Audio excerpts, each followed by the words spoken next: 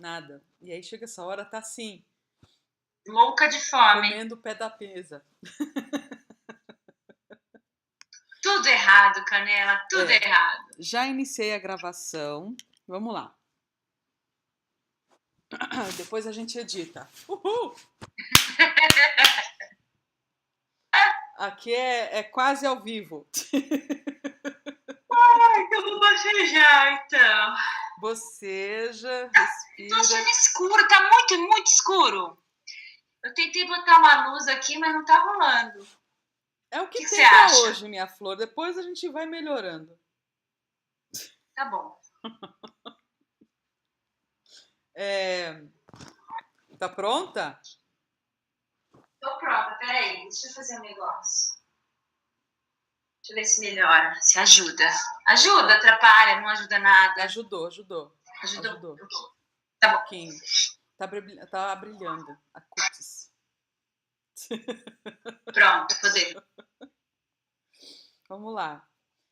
Bom, eu ainda não sei fazer uma apresentação, mas vamos lá. Bom, boa noite. Aqui é a Canela, Planeta Terra chamando. Aqui é a Canela. E essa é a nossa primeira conversa gravada, porque não dá para ser ao vivo. Bom, essa é a nossa primeira conversa com uma super convidada, Emily, contadora de histórias, ouvidora de causos e costuradora de ideias. Boa.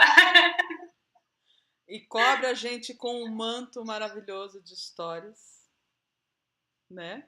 Que dá aquele calorzinho no coração, assim. É uma delícia ouvir. E para quem está assistindo esse vídeo agora, saiba que a gente tem, além de história para contar, a gente também tem muita vontade de fazer com que outras pessoas também façam esse ato de contar histórias uma maneira de costurar conexões. Que perceba que o tempo que a gente está dedicando para contar uma história também é um tempo que a gente pratica para tecer algum laço afetivo, não só com outras pessoas, mas entre pessoas e livros, livros, pessoas e histórias, e a gente não sabe nem onde começa nem onde termina. Emily, conta para mim onde começa e onde termina isso.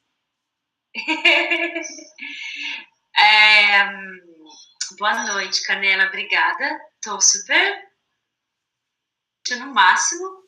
A gente lembra do primeiro Contos de Garagem, né? Eu tava no segundo, na verdade, teve um antes. Foi o segundo lá em Taboão, 2014. Aí eu fico... 2014, o tempo voa. E eu fico muito feliz do tamanho do seu trabalho, o caminho que está tomando, as coisas que estão acontecendo. E sempre que eu puder, eu vou ter o maior prazer de estar por perto. Essa história de contar história começa junto com a gente, né? Começa no começo da humanidade, assim. E eu gosto de contar aquela historinha de quando o homem descobre o fogo, né? O homem lá das cavernas e tal, quando ele descobre que ele pode, aquele fogo que ele vê caindo do céu, ele consegue fazer acontecer ali na frente dele, aquele fogo vai unir as pessoas em volta dele, né? Em volta do fogo as pessoas vão se encontrar, porque ali elas vão se aquecer, porque ali elas vão se proteger e porque ali, na medida que a linguagem vai surgindo, experiências.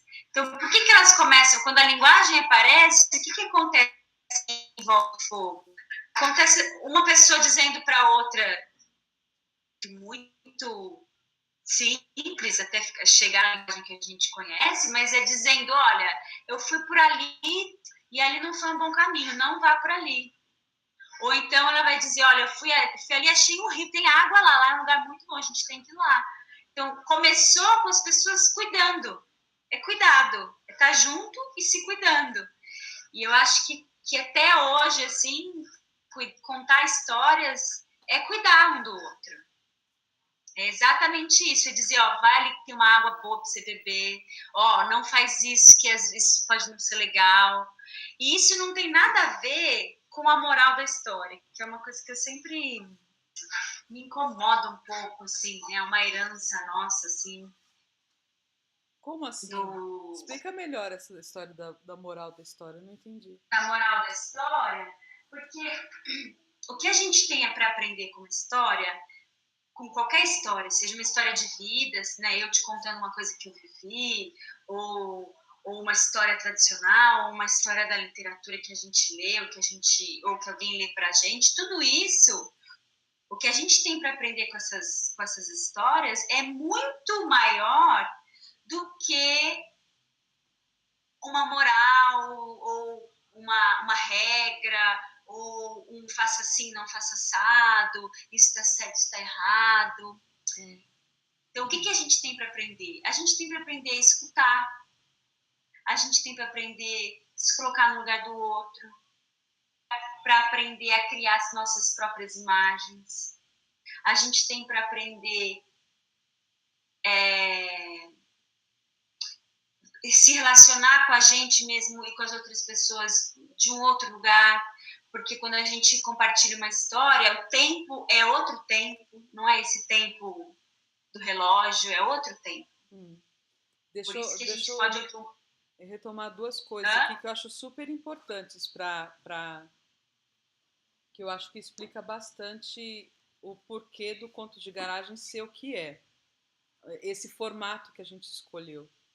O primeiro porque a gente na conversa ou no diálogo, o tempo da absorção de uma informação ou de uma história para cada pessoa chega de um jeito.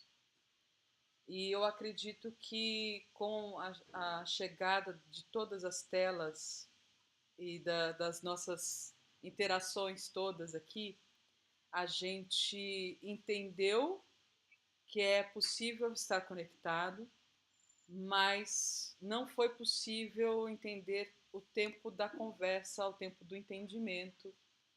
E em algum momento tem um gap aí na comunicação escrita ou falada, ou editada, que você para, pensa o que vai responder, e aí você responde, mas você tem aquele tempo de pensar todas as possibilidades antes de configurar uma resposta no seu WhatsApp, por exemplo. Uhum. Mas o fato da gente se perceber conectado pela internet, o tempo da troca e do cuidado ficou disperso. E aí, nunca antes na história da humanidade a gente esteve tão conectado às nossas telas, mas tão desconectado de afeto, do tempo, Tão da desconectado da gente maturidade, mesmo, né? de conseguir Tão ouvir. desconectado, Então, tão aquilo, desconectado da gente mesmo. para mim, assim, o sentido do conto de garagem é esse tempo que você falou do cuidado, Uhum. dos relacionamentos, porque é difícil, as pessoas pensam diferentes, diferente uma das outras, as pessoas têm histórias de vida, têm trajetórias, têm maneiras de agir completamente diferentes, e é aí onde nasce também a tolerância e a divergência e saber gostar das pessoas pelo que elas são e não pelo filtro do Facebook. Ah, esse aqui eu não quero, deleta. Ah, esse aqui fala aquilo que eu gosto, então mantém. Não, esse aqui eu vou ignorar. Então, em algum momento nas nossas interações, a gente precisa voltar a cuidar disso. Né? Tem uma contadora de história que eu gosto muito. Ela veio para o Brasil e eu fiz uma oficina com ela. Ela chama Columba Bob. Eu nunca me lembro o nome do povo dela, né? Ela faz parte de um dos povos originários do norte da América. Agora não vou lembrar, do Canadá. E ela diz uma coisa que assim, as nossas semelhanças nos aproximam, mas as nossas diferenças nos enriquecem. E eu acho que o encontro ao redor de uma história é exatamente isso. A gente consegue estar ao mesmo tempo eu comigo, com a minha singularidade, exatamente o que eu tenho de diferente de todo mundo, mas ao mesmo tempo eu consigo estar com as pessoas no que a gente tem de comum. Nem que seja que o comum seja aquele presente ali, aquela história é o nosso comum. Uhum. Cada um vai ouvir aquela história de um jeito. Por isso que você colocar, voltando à história da moral da história, é impossível uma história ter uma moral da história. Uma coisa vai me tocar porque eu tenho uma história de vida, outra coisa vai te tocar porque você tem. Se você ouvir a mesma história pelo mesmo narrador ou ler a mesma história depois, você já vai estar em um outro momento e já vai perceber coisas que da outra vez você não Mas percebeu. você não acha que a moral da história é meio que um vício da escola? É uma herança. Um vício que a Eu sou gente teve péssima. lá na escola de estar atento para o que o professor vai falar, prestar atenção na história, porque vai ter uma atividade em seguida onde eu vou mostrar de alguma forma para o professor se eu prestei atenção ou não, se eu consegui Uhum, interpretar aquilo que eu ouvi uhum, e o professor ter como avaliar aquilo que ele entendeu. uhum. Eu acho que vem até antes da escola, mas sim esses contos moralizantes, assim. Eu não sei, eu não sou péssima de datas e coisas e história e tal, mas me parece que é uma coisa meio que do romantismo, assim. Pegar os contos, né, os contos tradicionais e colocar, porque a gente esquece que esses contos moralizantes que a gente chama, eram contos que eram contados sem autores, mas quando uma pessoa escreve e bota no livro, ele coloca num contexto, ele passa por um autor que vive num período histórico. E aí muitas coisas desse autor, daquele contexto daquele autor, vão entrar naquela história. Isso aconteceu com muito contos de fados, Irmãos Grimm mesmo, Perrault, todos esses que fizeram contos, né, que pegaram contos que eram da tradição oral e colocaram no livro. Mas eu acho, sim, também que tem a ver com essa necessidade escolar do certo e o errado, né, a experiência humana é muito ampla para você querer definir o que uma pessoa vai aprender a partir de uma história, né? Ou a partir de alguma experiência. Uhum. Então, fulaninho, todos os fulanos dessa minha sala, eu vou propor que eu vou contar uma história para eles. E eu quero que todos aprendam a mesma coisa. E a gente sabe que aprender não é assim, né? Uhum. Aprender é um processo. Não tem, não Aquilo tem que uma te linha de toca em algum chegada. momento pode não tocar outra pessoa. E tá Exatamente. tudo bem. Tá tudo ótimo. Fala para mim como é que você se descobriu contadora de história. Eu vou aproveitar que a gente está gravando e é É, engraçado assim. Quando eu estava como professora na sala de aula, eu é, estava, eu me percebia muito mais uma contadora de causo para envolver os meus alunos dentro daquele contexto da sala de aula. Então, para aham, mim, eu percebia que quanto mais eu trouxesse aquilo que eu tinha de conteúdo, porque, querendo ou não, a gente tem que seguir uma série de protocolos ali, um currículo, pronto, é o contrato. Você tem um contrato para seguir. Só que eu notava que se eu apresentasse aquele conteúdo frio, exatamente como estava nos livros didáticos, eu não teria a possibilidade de aproximar aquela criança, aquele adolescente daquele contexto de aprendizado. Então, nos primeiros anos eu era mais cartesiana mas foi muito frustrante. Então eu percebi que eu tinha que estudar um jeito de aproximar aquilo e botar uma canela ali para ver se eles conseguiam se aproximar daquilo que eu tinha para mostrar para eles. Então eu me via muito mais como uma contadora de causa do que como professora. Saio da sala de aula, certo? E aí eu vou para um outro contexto, falando para as mães e pais, vizinhos e amigos de que é possível construir um vínculo com os filhos através da leitura, através da narração de histórias. E aí a gente começou a desenhar esse código, que eu chamo de código, esse software social, que é o Contos de Garagem. Que ele só permanece, só existe se as pessoas estiverem entendendo que o foco é desenvolver conexão afetiva, construir laços e transformando esses relacionamentos com histórias.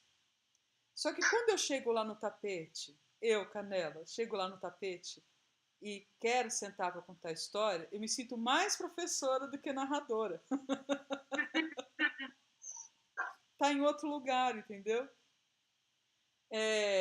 E aí existe aquele estigma, né? Será que eu sou contador de história mesmo? Será que eu preciso fazer mais curso? Como é que a gente se descobre um contador de história? Que curso que tem que fazer para ser como a Emily faz hoje? E tem um caminho, tem uma coisa que... Quando é que caiu a tua ficha? Eu acho que tem muitos caminhos, como tudo, né? Acho que tem muitos caminhos, assim. Eu minha formação é em teatro, mas eu absolutamente acho que tem que ter uma formação em teatro para ser narrador. Eu acho que um contador de história, vou falar em geral para ver se eu chego em mim.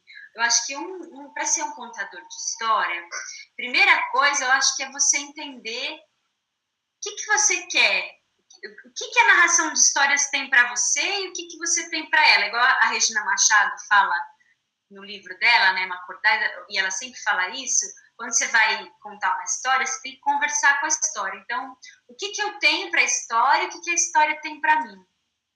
Então, eu acho que a primeira coisa que é legal você pensar é o que eu tenho para essa ação de contar a história e o que essa ação de contar a história tem para mim. Porque você pode ir por um caminho que a narração de história vai ser um suporte para o teu trabalho. Uhum. Você pode ser um professor, um bibliotecário,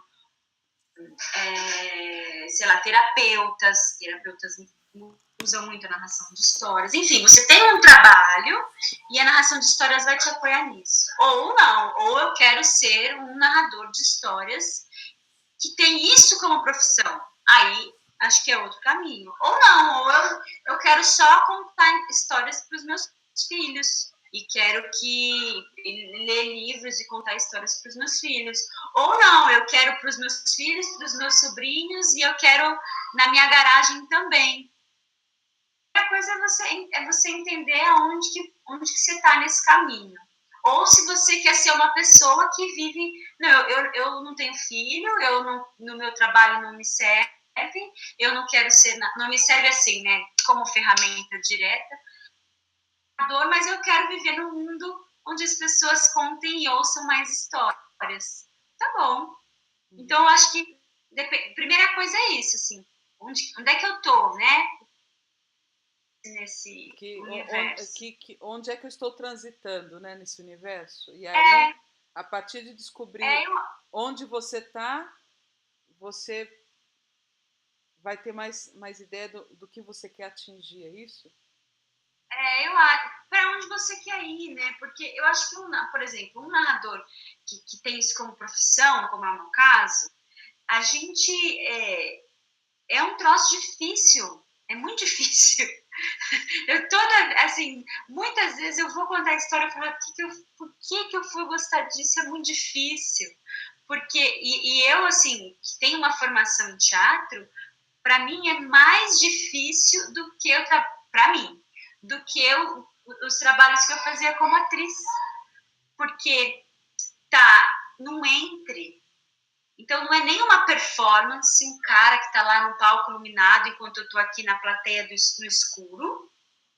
E não é também a minha avó contando história para mim na sala. É uma figura que está entre esse artístico e essa vida de todo dia. E aí ela vem me contar uma história. Você está nesse limiar. Nesse entre, assim, que em alguns momentos é mais espetáculo, em alguns momentos é mais assim, aqui lá em casa, estamos conversando.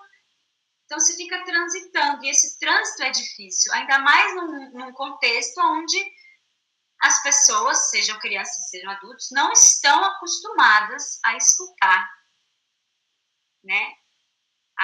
Eu nem falo escutar história, ouvir história, eu falo escutar em geral. A gente não escuta a gente, não escuta o outro. Você acha que sempre foi E assim? aí, Você acha que a gente sempre foi assim? Ou você acha que é uma característica contemporânea? eu acho que foi um processo, né? Foi um processo de aceleração de tudo, de um excesso de. Eu acho que em lugares menores do que São Paulo, por exemplo, eles tenham mais tempo para conversar, e acredito que tem mesmo. Minha sogra mora no interior e eu vejo assim, pessoas chegando do trabalho, se encontrando na rua e conversando ali meia hora, 40 minutos, 50 minutos. Aquele tempo da De qualquer conversa vai coisa. assentando, né? É como se pudesse fazer É, um. E você a vai gente. transitando, né, no trabalho até chegar em casa, passa pelo ali. Uhum. Mas eu acho que é um processo de aceleração de tudo, aceleração do pensamento, aceleração das relações, aceleração do uso das coisas, né? As coisas acabam mais rápido, as relações se transformam mais rápido. A gente tem as coisas muito rápido, então ontem eu estava vendo uma entrevista e a entrevistada falava, olha, eu lembro do tempo que eu tinha que levantar, ir até a televisão, apertar o botão para ligar, sentar e ter uma relação com aquela tela até ver, bom, eu precisava ficar ali sentado um tempo para ver se era aquilo que eu queria ver, eu tinha que levantar e até lá apertar. Isso já é uma tela, né? Já é uma... que já evoluiu, né? E a gente está muito além disso, né? Me E dá. aí isso vai virando o corpo da... Deixa eu te perguntar uma coisa. Antes, você vai estar com curso agora e vai ser domingo, né? O seu curso. Não é um curso, vai ser uma conversa. É um dia só. Vai ser segunda-feira, dia 5, e é uma conversa, assim. A Ana, que é uma das espaço. Fala um pouquinho do espaço, do que você vai oferecer, quem Então, quem tiver o espaço interessado chama quiser Noetá. conversar, para a gente poder divulgar também. Que legal. O espaço chama Noetá, é um espaço de práticas Em São Paulo, fica em que de bairro? desenvolvimento, Hã? Fica em que bairro? São Paulo? Na Vila Madalena, em São Paulo, na Vila Madalena. Uhum. Se você colocar Noetá no Google ou no Facebook, você vai achar. Noetá mesmo, como se fala. Noeta. E nesse espaço, eles compartilham conhecimentos relacionados a desenvolvimento de grupos, de comunidades, de empresas e de pessoas. E aí a Ana me convidou para falar um pouco sobre o que essa arte tem a ver com processos de desenvolvimento, assim. Como que a arte de contar história pode ajudar a gente a transformar a gente mesmo e o mundo que a gente vive para melhor, assim, para mais gente, né? E precisa fazer inscrição antes? Olha, não, é só chegar, a contribuição é aquela contribuição, como chama? Consciente, então você contribui com o que você pode, com o que você acredita que aquele encontro te trouxe de valor. Uhum. E é isso, vou ter uma alegria de receber. Perfeito. Você Eu vou estar lá. Eu quero estar lá. Eu quero estar lá. Para quem estiver assistindo a gente, sendo do Contos de Garagem ou não, percebendo esse problema que a gente tem de ouvir e do tempo das coisas, como é que a gente pode praticar isso melhor, hein? Como é que a gente pode trazer isso? Ouvir mais? Tem o artigo, né, do livro que foi que você me chamou, né, o livro da Casa Tombada, sobre... não estou com o livro aqui. A Articidade diálogos sobre a arte de contar história. Enfim, o pessoal lá da Casa Tombada, a Juliana e a Letícia fizeram esse livro, e é um livro que eu publiquei um artigo, e nesse artigo eu falo um pouco da pesquisa que eu fiz com a técnica clausiana e com a arte de contar história. E aí, isso tem a ver com a gente virar, e isso foi o Clausiana, a técnica do Clausiana que me trouxe, mas que eu acho que é um caminho legal para a gente começar a transformar a nossa escuta, a nossa percepção, a nossa consciência, né, a gente se apropriar da nossa própria história, é a gente virar um pesquisador da gente mesmo, um pesquisador da vida. Então, o que quer dizer virar um pesquisador da gente mesmo? É a gente sempre ter uma postura de curiosidade. Então, eu estou sempre curiosa. Por que eu estou me sentindo assim? Por que eu estou fazendo isso? De se questionar, de se perguntar. Mas é, ao mesmo tempo, a gente entender que não tem, assim... Não entendi. Porque você pode... Cortou. Não tem... Cortou? Não tem uma linha de chegada. Tá. Não tem uma finalidade, um objetivo. Não é assim, eu vou virar um pesquisador de mim mesmo, e aí eu vou pesquisar tudo, e aí tudo que eu fizer eu vou avaliar e vou ver se serve ou não, porque um dia eu vou virar alguma coisa X, ou vou ter um conhecimento Y. É um processo que é para a vida inteira. Tá. Eu vou me perguntar, desde coisas ligadas às minhas emoções, às minhas sensações, porque a sensação também é informação, né? Pô, se eu estou sentindo isso, não é por acaso. E até o que está acontecendo em volta de mim, né? Então, essa é uma referência boa. O que acontece dentro e o que acontece fora. Eu estou sempre curiosa. Isso. Com calma, com generosidade. Não é assim, eu estou me avaliando para ver se eu estou bem ou não, se eu estou sendo boa ou ruim, não tem nada disso. É curiosidade mesmo a palavra. Para você cada... Mas sendo mais curiosa sobre aquilo que te chama atenção ou não, já desenvolve esse ouvido interno, entre aspas, esse ouvido para saber ouvir outras, porque pelo que eu estou entendendo para conseguir ouvir mais e melhor o mundo, eu preciso antes saber me ouvir e estar atento ao que se passa dentro de mim para eu poder ouvir mais fora. É isso? É. Porque eu acho que é isso, mas é um pouco entender também que o que está dentro e o que está fora se misturam.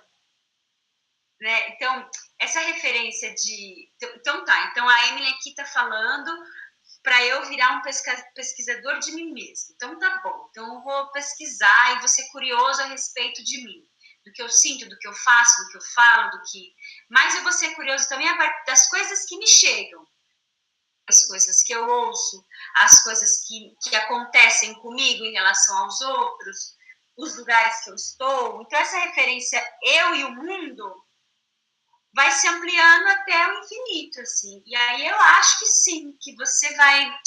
Porque as minhas ações transformam o que está fora. E o que acontece fora transforma o que está acontecendo aqui dentro. A gente e o mundo, a gente parece que estamos separados, mas a gente não está separado. A gente faz parte de uma unidade. Então, é muito, eu gosto muito de pensar que a gente tem dentro da gente exatamente né? Então, a gente pensar nos ciclos da natureza, nos nossos ciclos. Então, observar fora também traz informação para dentro. E observar dentro também traz informação para os fenômenos que a gente observa. Trabalho não é assim... Tipo, vou ficar lá no celular horas passando, ao invés de ficar pensando sobre alguma coisa que me aconteceu. Eu prefiro ficar no celular? Prefiro, bom, às ainda vezes. bem que contos de garagem a gente só faz uma vez por mês, né? Então. Porque é isso, É só a uma gente oportunidade no mês, tá bom? Exatamente, mas a gente vive, a gente tem poucas oportunidades de viver essa unidade. A gente tem muito mais oportunidade de viver a divisão, a separação. Tá. Né? O nosso mundo é assim. Então menino, senta e presta atenção. Mas eu não posso prestar atenção me mexendo? Quem falou isso? Uhum. Uhum. Né? Isso é uma separa corpo e pensamento. Quem falou que esse jeito de se aprender sentado? Ah, mas você, sei lá, tem algum problema, falta no trabalho. Mas que absurdo! Você está misturando a sua vida pessoal com a profissional? Não, eu não estou misturando, eu só tenho uma vida, não tenho duas. Uhum. Então, essa é lógico que tem um bom senso, né? Mas você não tem como separar. Você é um só, e você é o que está acontecendo em volta de você também. Não é à toa que tem um monte de gente com depressão, com sei lá o que mais que tem, né? Porque o mundo que a gente vive é separação. Você do mundo, você de você mesmo. Uhum. Emily, eu tô com um tempo curto aqui, mas antes de encerrar, primeiro eu queria agradecer. Né? Estou super assim grata por começar essas conversas. Eu procuro fazer a intervenção nos contos de garagem com os garageiros e tal pelo WhatsApp, mas eu percebo que durante 2018 eu quero abrir as janelas para que a gente possa colocar as nossas inquietações, porque você pode estar em qualquer lugar do mundo. Se você está propondo uma atividade onde as pessoas consigam se ouvir um pouco mais e colocar e compartilhar com o mundo um pouco daquilo que passa dentro de você, com generosidade, com tranquilidade, a gente sabe que é uma coisa muito simples, mas ao mesmo tempo muito complexa, porque lida com afetos, lida com modelo de referência, lida com uma série de coisas, né? Mas eu entendo que fazer essas sessões, essas rodas de conversa, gravando e aprendendo junto, a gente consegue distribuir melhor essa informação pelos sentidos, né? Então, a sua experiência, eu muito grata. Sempre, não esqueço daquela história que você contou com as bolinhas de sabão. Aquele efeito assim de agarrar o sonho da bolinha de sabão e colocar no bolso. Eu até usei como referência para criar uma história minha. Que e eu legal. levei também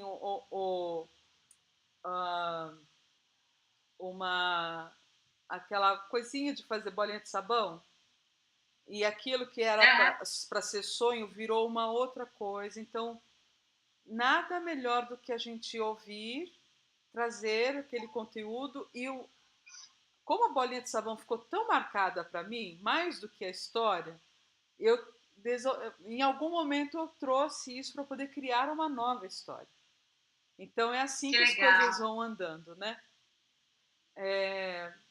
Quero você presente nos próximos encontros. Vamos aprender como faz isso direito para ter mais gente participando das nossas conversas. Mas antes de encerrar, eu gostaria que você indicasse um livro para alguém que queira muito ouvir mais. Qual o livro que te fez ouvir mais coisas que estavam passando dentro de você? Um livro que eu estou lendo agora. O livro chama Nas Noites Árabes, uma caravana de sonhos. Uma caravana de sonhos ou uma caravana de histórias? Você tá vendo que eu sou ótima de nome de livro, né? Você lembra do Mas autor? o autor é Tahir Shah, e ele conta, é classificado como um livro de viagens, mas ele conta do tempo que ele viveu no Marrocos e a busca dele pela história do coração. Então tem histórias no meio, histórias que ele ouve nesse período, e essa busca desse autor pela história do coração, que é uma tradição. Já achei aqui berber. no celular, ó. É esse mesmo, eu comprei na estante virtual, paguei baratinho.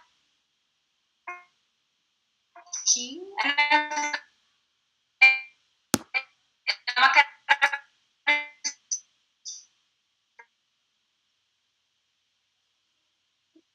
Oi. Oi.